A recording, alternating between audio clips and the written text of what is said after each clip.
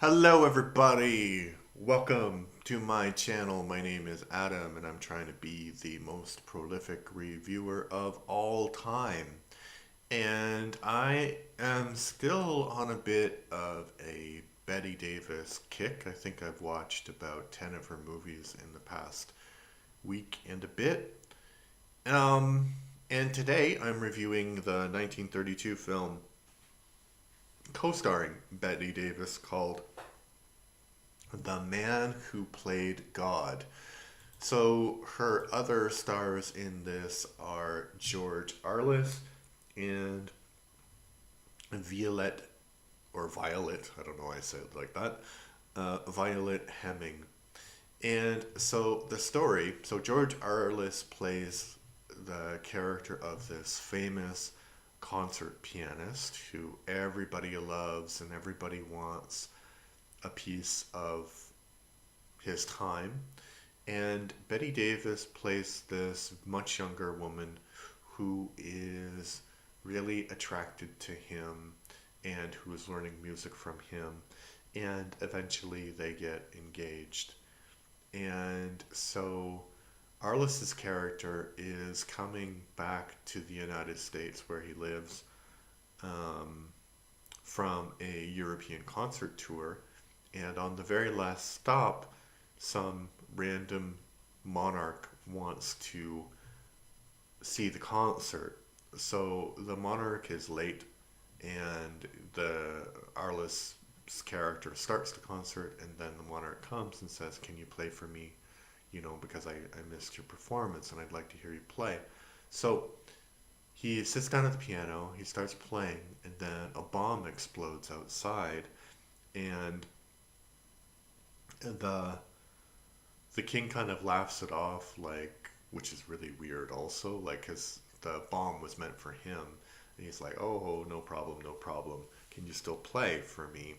So Arliss's character, he sits down and he tries to play, but then he suddenly realizes that he's deaf, and he is devastated by this news. He does not take it well. He starts to wonder why people are around him. He's a burden on people. And during this time, Betty Davis's character has gone to California for a previously arranged stay with some friends of hers. And she says that they'll get married when she comes back. But Arliss's character gets more and more despondent and basically tries to commit suicide at one point. And his butler is like, other people are deaf. Why are you committing suicide because of that? Like, maybe try and find something in your life that has some kind of meaning or whatever. And I don't remember how it happens, but the Betty Davis character has left these sort of binoculars. And in the meantime, oh yeah, so the butler says that he should do something that would interest him, so he has something to do. So the thing that they choose is to learn how to lip read. So I don't know how this works because um, he gets lip reading lessons basically, and he's really good at it. So then one day he discovers that he can actually do the lip reading from very far away, and he lives in this penthouse in this building, and he can look down at the park and he can see people's conversations. So um, he starts to spy on people, and then he gets this idea, like, well, first to kind of spite God, but then he takes it more and more seriously, and this is kind of the purpose of his life, to help people through like his spying. So he helps a man who would be dying of cancer, gives him some money for the operation. He helps another man who had been arrested be with his fiancee.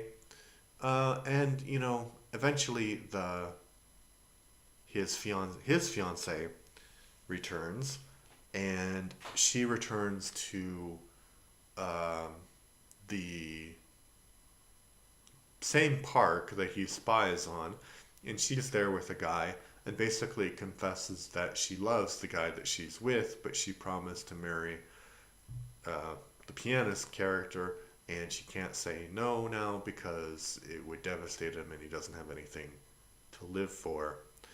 And then there's this like really great scene where he's basically like, "Yeah, I'm sorry, I'm spying on you, but I discovered this, and you don't owe me anything, and actually, I would like you to leave now so that we are friends, because your friendship means much more to me at this point than you being in love with me." And so she's like, "Yeah, okay," and then she leaves, and he basically says, "You're a real gentleman," which is, I mean, it seems like a cutting kind of thing, but he's not bitter about it at all. So I think that was really good. And I don't know. I don't think that this is the most enjoyable Betty Davis film. It's not the kind of story that I usually like. But I think Arliss is just so over the top that his acting is enjoyable, and Betty Davis's performance in it is like, I think at this point she's definitely a movie star.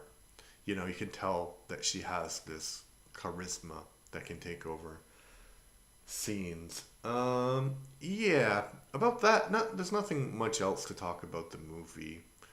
Um, this was so before the Hays Code, and so Hollywood was freaking out because they didn't want to be censored. So the movie production studio, which I think was Paramount, Warner Brothers, um, they used this film as an example of how they can create morally upright stories without needing to be censored. Yeah, interesting times that was.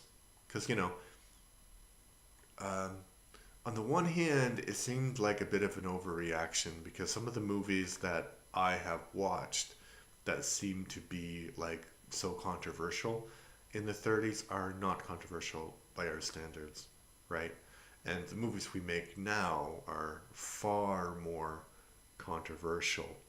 But I think the problem back then was that movies were one of, like, probably the number one entertainment, and people would see, you know, movies 3 or 4 times a week because they didn't have television and radio was just starting as well. So, yeah, I don't know. I don't know how I feel about that. I would need to know a lot more about cinema at that time.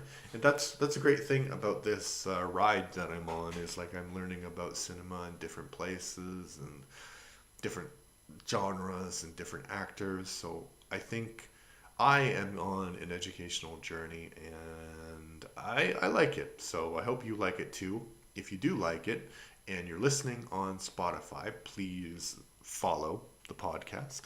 If you are watching on YouTube, please like and subscribe. I'm trying to go for 150 subscribers by the end of January, and I believe that I have 140. So it's completely possible. All right, and maybe one last thing. What did you think about the movie if you've seen it? And I don't expect anybody has seen this movie, but maybe go out and watch it if you're really interested in Betty Davis or George Arliss or that kind of story, and let me know what you think. Okay, bye bye.